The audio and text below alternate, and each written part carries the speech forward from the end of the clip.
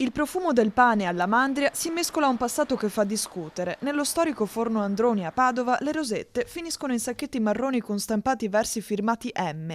Si tratta della poesia del pane di Benito Mussolini, pubblicata nel 1928 sul Popolo d'Italia. Sinceramente sappiamo che il fascismo è condannato dalla Costituzione, quindi qua è uno che si mette fuori dalla Costituzione.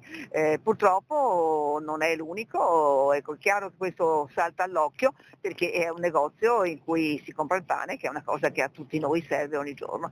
Ecco, fa cadere le braccia insomma, sulla coscienza democratica di un cittadino italiano. Ecco, questo cosa vuole che dica. Quindi come ANPI non possiamo che condannare questa cosa. Chiaramente ci rendiamo conto che il personaggio è probabilmente irrecuperabile. Il titolare Valeriano Androni, terza generazione del panificio, rivendica la scelta fatta e dichiara che se anche l'avesse scritta a Togliatti l'avrei stampata lo stesso. A me dispiace, ma indigna insomma fondamentalmente che ci sia ancora, con tutto quello che ha voluto dire il fascismo, abbiamo appena fatto la giornata della memoria, perfino la Meloni ha detto che le colpe del fascismo, delle persecuzioni degli ebrei, se anche lei a un certo momento è arrivata a questo punto qua, forse sarebbe il caso che ci arrivassero anche altri.